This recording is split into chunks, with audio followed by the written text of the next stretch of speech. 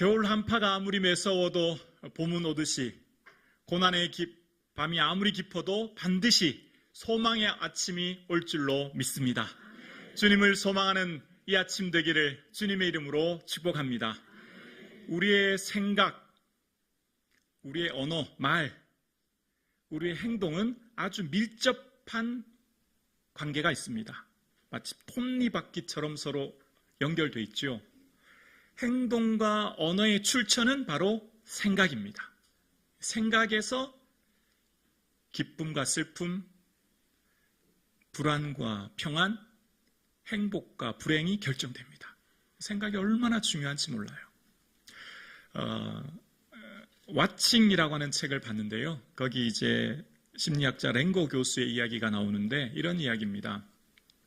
호텔에 보면 이제 호텔에 방을 정리해 주는 직원분들 계시잖아요. 청소하고 정리하는 분들이 계시는데 그분들이 하는 일을 보니까 굉장히 많은 일을 하고 계시더라는 겁니다. 그러니까 아침에 출근해서 시트 갈고 바닥 청소하고 화장실 청소하고 땀을 뻘뻘 흘리면서 몸을 바쁘게 움직이면서 청소하시는데 보통 하루에 한 15개 정도 방을 정리하신대요. 근데 그렇게 열심히 땀을 뻘뻘 흘리면서 하시는데 그분들을 이렇게 조사해 봤더니 다 건강이 그렇게 좋지 않더라는 겁니다. 다 여러 가지 질환이 있더라는 거예요. 그래서 84분 정도가 이제 대상으로 반을 나누어서 그럼 한 42분 정도 되나요? 42분 정도를 따로 불러서 이렇게 얘기를 해줬대요. 여러분, 그래서 여러분이 지금 하시는 그 일이 따로 운동이 필요 없을 정도로 열심히 운동하시는 거예요. 지금 여러분 하시는 그 시트 가는 일이 한 15분 걸리죠? 그 시트 가는 동안 여러분 몸에서 한 40kcal가 빠져나갑니다. 여러분 방 청소할 때 진공청소기 막 돌리시잖아요. 그게 한 15분 정도 걸리시잖아요. 방 하나당. 근데 그렇게 하시면 여러분 한 50칼로리가 소모돼요. 그리고 여러분 화장실 청소 열심히 하시잖아요. 그 화장실 청소 10분 동안 하시는 거 그거 다 합치면 여러분 하루 종일 2시간 30분 운동하는 거와 똑같아요. 그렇게 설명을 해줬다는 거예요. 그러니까 따로 시간 내서 운동할 필요 없어요. 하시는 그 일이 운동이에요. 이렇게 설명해 줬다는 거예요. 그리고 이제 한 달이 지났다는 겁니다. 한 달이 지나서 다시 84분을 대상으로 건강검진을 해봤다는 거예요. 전체 건강검진을 했는데 참 특이한 점 한 가지를 발견했는데 그 절반, 42분 설명해줬던 분들 있잖아요. 운동이 따로 필요 없고 여러분 하시는 그 일이 운동이요 라고 설명해줬던 분들은 건강 상태가 되게 다 호전됐다라는 겁니다. 뭐 혈압이라든지 기타 건강 상태가 굉장히 좋아졌다라는 겁니다. 근데 반면에 이 랭고 교수가 설명을 해주지 않은 다른 부류의 절반은 옛날이랑 건강이 똑같더라는 거예요. 그래서 왜 그럴까를 이제 그 이유를 설명하면서 얘기하는 겁니다. 청소를 하면서 몸을 움직일 때마다 지금 칼로리가 빠져나가니까 나는 지금 건강해지고 있어. 이것만으로 나는 운동으로 충분해. 라고 뭐 했냐면 생각하면서 그 일을 하니까 그 일이 건강해졌고 반면 설명을 안 들었던 사람들은 그 생각 없이 이 고생, 이 힘든 일 또 해야 되는구나.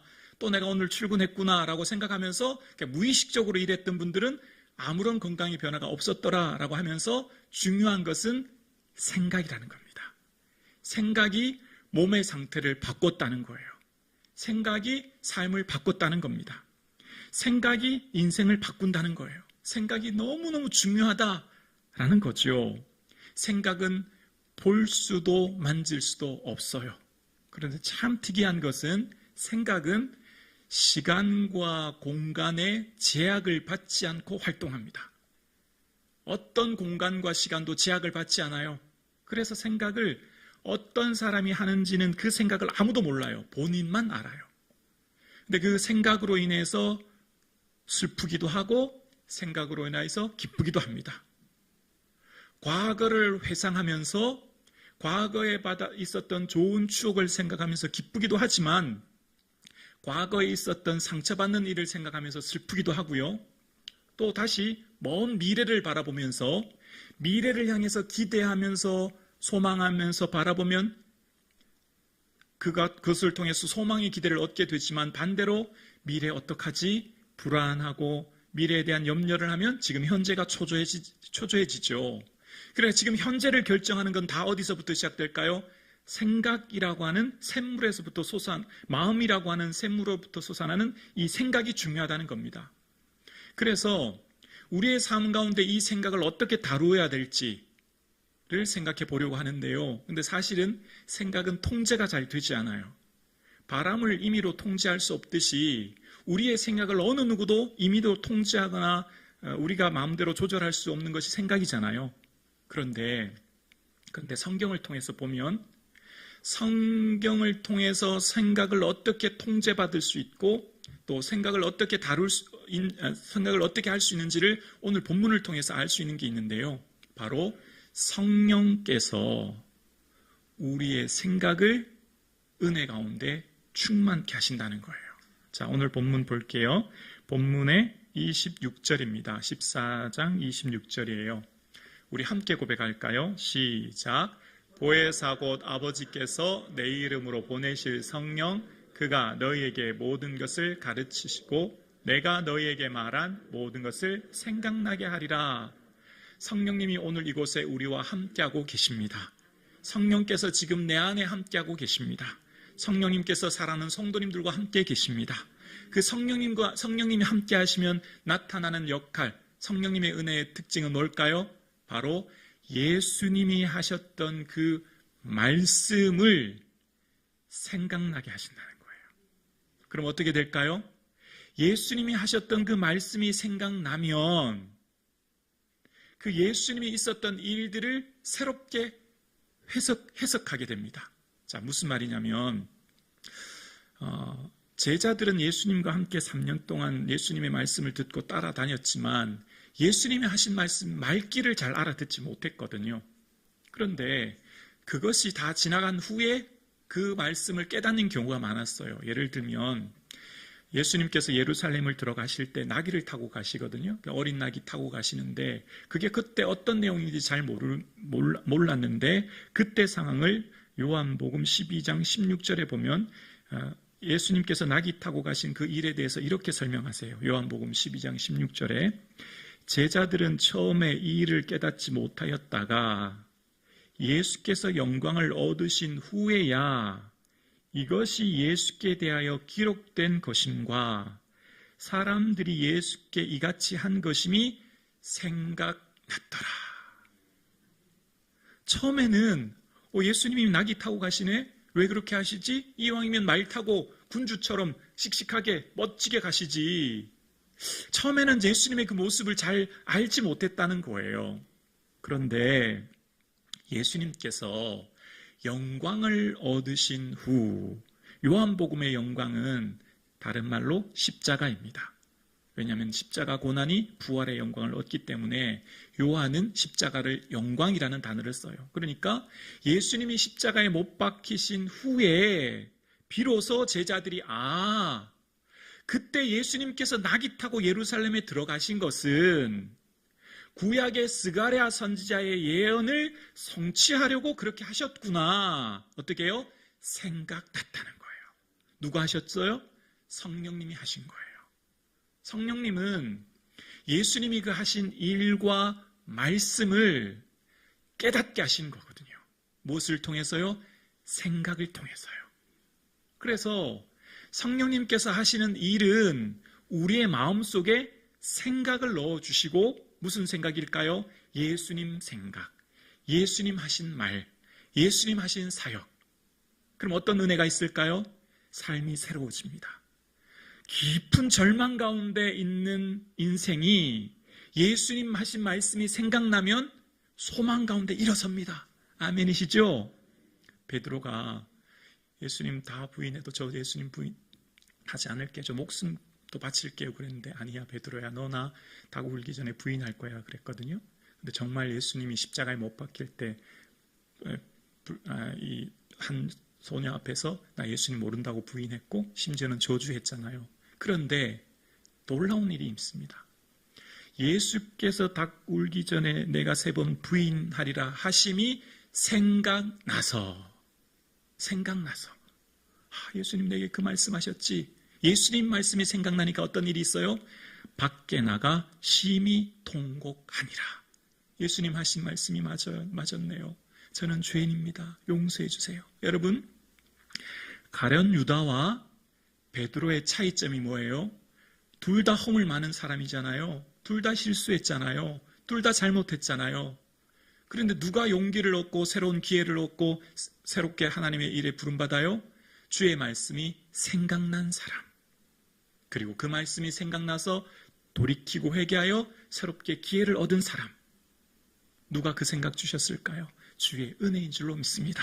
성령님이 하시는 역사는 우리에게 말씀의 은혜를 부어주시고, 그러면 아무리 절망적인 상황일지라도 비참하고 처참하고 고통스럽고, 내가 3년 동안 예수님 따라다녔는데, 내가 바다 위를 걸었는데, 내 장모님을 고쳐주셨는데 내가 예수님을 저주하다니, 그 비참한 상황 가운데 인생을 포기하지 않고 다시 일어설 수 있는 것은 예수님 하신 말씀이 어떻게 해요? 생각났기 때문이에요. 우리의 인생이 힘들고 어려울 때 은혜가 뭘까요? 말씀이 기억나는 거예요.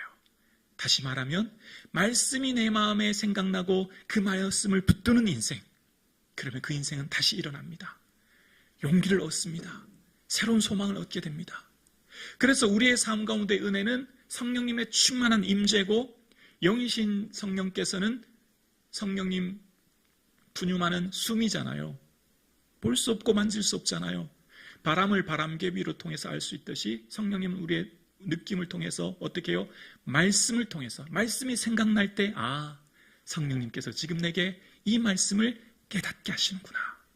아멘이시죠? 기도하면 뭐가 생각나요? 기도하면 꼭 하나님 반드시 말씀이 생각나게 해주세요. 그리고 위로해 주시고 격려해 주세요. 이것이 성령님의 능력입니다. 그래서 우리의 삶 가운데 성령님이 임재하면 그 생각을 통해서 과거에 있었던 그 일, 그래서 그 일이 있었구나.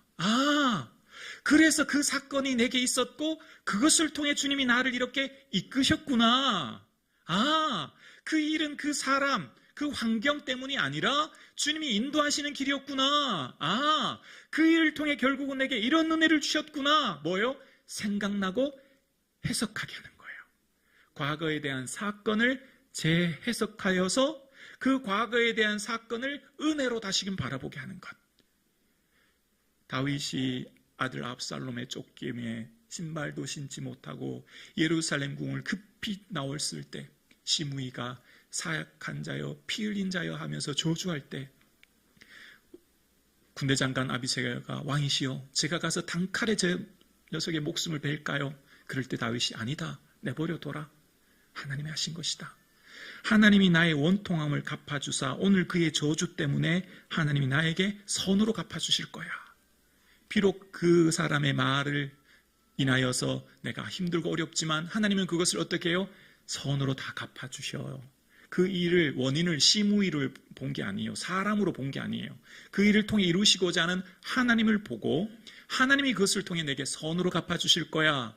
누가 하신 것으로 봤다고요? 하나님이 하신 것으로. 이게 믿음의 재해석입니다.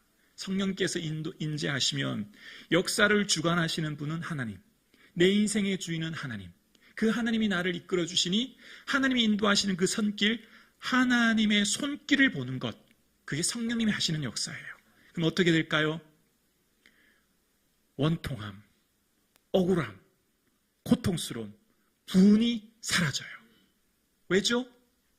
성령님께서 주시는 은혜는 과거에 대한 재해석으로 말미암아 그 일을 통해 이루실 하나님의 은혜를 바라보기 때문이에요. 그래서 현재의 삶 가운데 주시는 은혜를 누리게 되는 것이죠. 성령의 충만함을 사모하는 저와 여러분 되기를 주님의 이름으로 축원합니다. 이 은혜가 오늘 나의 삶에 주시는 충만한 은혜예요. 두 번째, 성령님의 은혜는 현재의 고난 속에서 평안하게 합니다. 현재의 내 삶에 어떠한 상황 가운데 있을지라도 성령님은 내게 평안함의 은혜를 주시는 거예요. 오늘 본문 다음 구절인 14장 27절에 보면 이렇게 말씀하십니다. 평안을 너희에게 끼치노니 곧 나의 평안을 너희에게 주노라. 내가 너희에게 주는 것은 세상이 주는 것과 같지 아니하니라.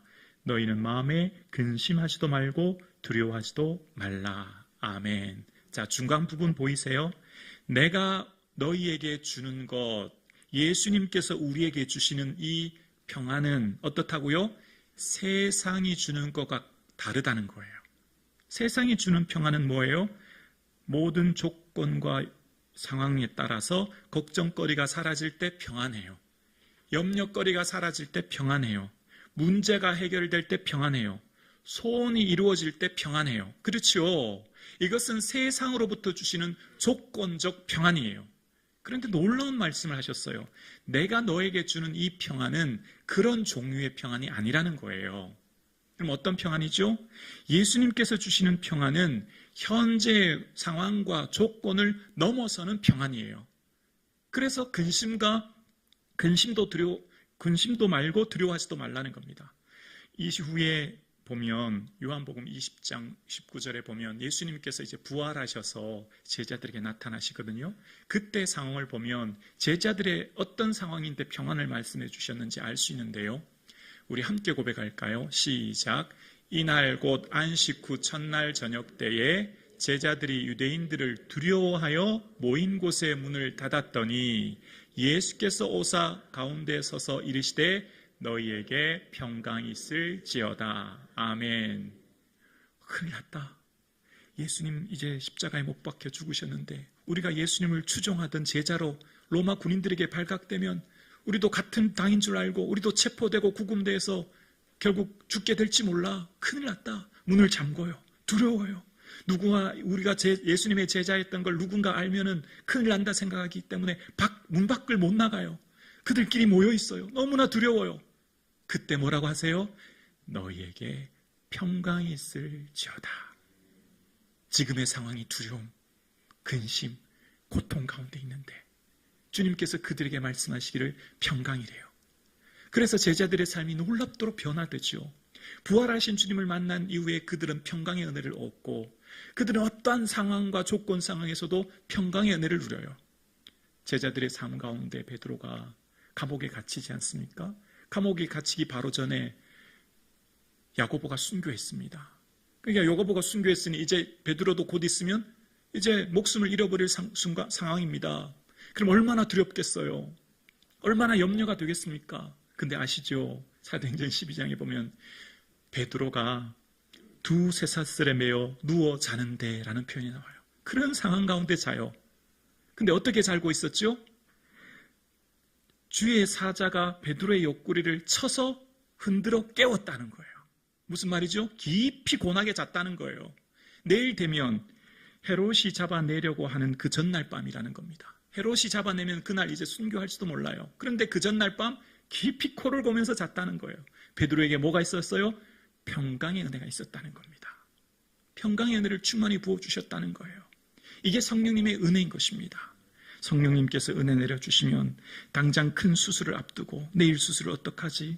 내가 다시 깰 수 있을까 염려되고 당장 실직한 상태로 내 생계가 막막하고 당장 내 자녀들의 앞길이 걱정되고 현재의 상황이 걱정과 근심이 너무 많은데 그런데 놀라운 것은 성령께서 임재하시면 걱정하지 마라, 염려하지 마라, 두려워하지 마라, 평강의 은혜를 주신다는 겁니다.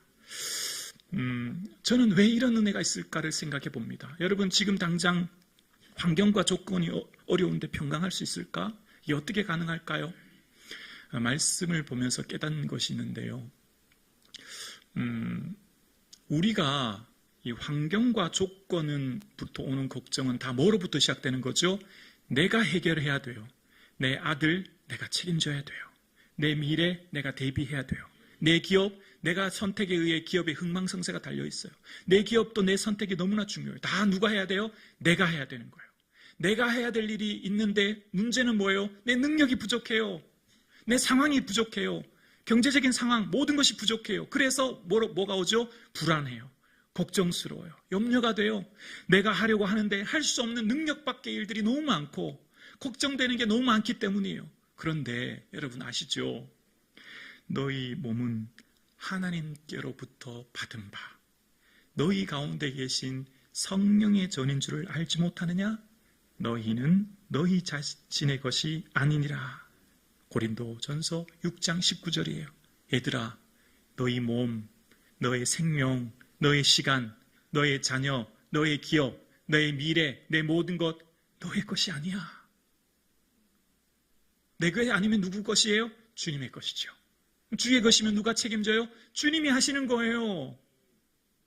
주인 되신 주님이 다 하시면, 능치 못하신 없으신 주님께서 모든 것을 책임지시면 걱정이 사라질 줄로 믿습니다. 뭐죠? 위탁이에요, 위탁. 맡기는 거예요. 내게 없으니. 모든 건 내가 하는 게 아니니까. 결국은 다 주님이 하실 거니까 하나님이 하시면 됩니다. 하나님이 하셨고 하나님이 하고 계시고 하나님 하실 것입니다. 그래서 어떻게 해요? 나의 원대로 마옵시고 다 아버지께 원대로 하십시오. 맡깁니다.